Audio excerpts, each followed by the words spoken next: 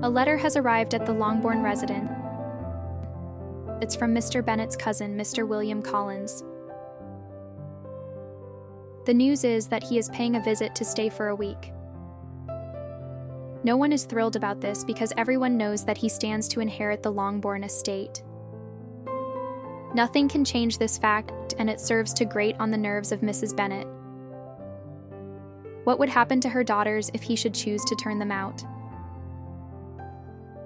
As Mr. Bennet has never met the man, he notes that, while Mr. Collins seems to be most conscientious and polite, there was a mixture of servility and self-importance in his letter. When he arrives, they find him to be a bit off-putting. His disposition was grave and stately, and his manners were very formal. With regard to the entail, Mr. Collins does not say much, and instead, he speaks at length of his newly acquired position as a clergyman, all the while surveying the property and endeavoring to admire the Bennet sisters. In time, he's asked to go with them to Meryton.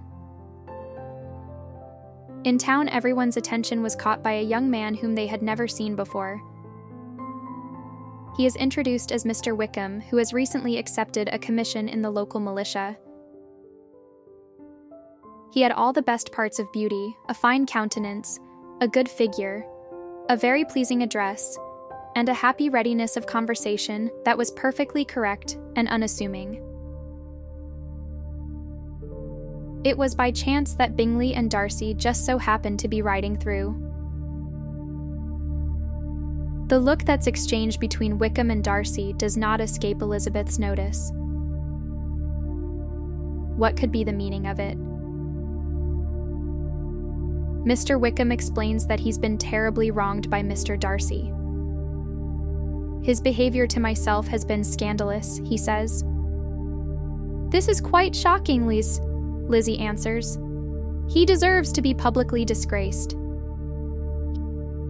He tells her more, and she declares, I had not thought Mr. Darcy so bad as this.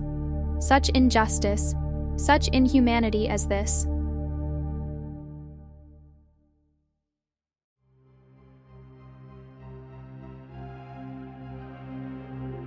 Jane was all astonishment and concern when she hears about it.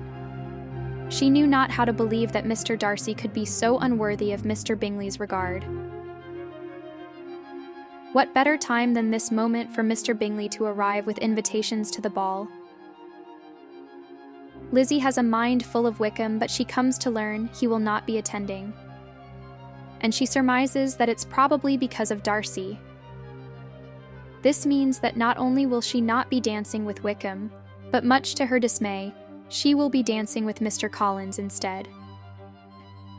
Awkward and solemn, apologizing instead of attending, and often moving wrong without being aware of it, Mr. Collins gave her all the shame and misery which a disagreeable partner for a couple of dances can give.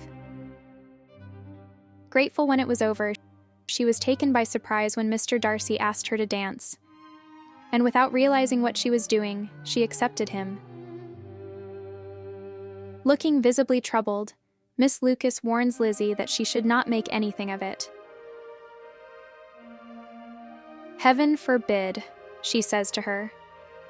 That would be the greatest misfortune of all, to find a man agreeable whom one is determined to hate. They dance nevertheless. It has a curious effect on her. It is odd that during conversation, Elizabeth believes they have something in common. I have always seen a great similarity in the turn of our minds, she tells him. We are each of an unsocial, taciturn disposition, unwilling to speak, unless we expect to say something that will amaze the whole room.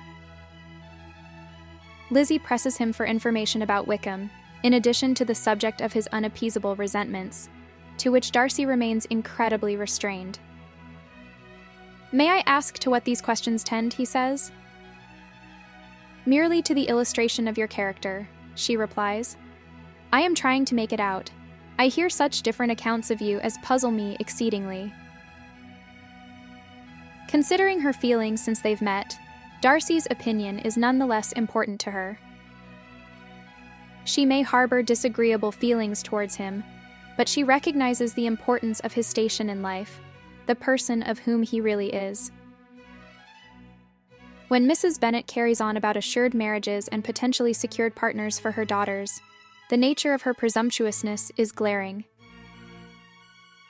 In vain did Elizabeth endeavor to check the rapidity of her mother's words, or persuade her to describe her felicity in a less audible whisper.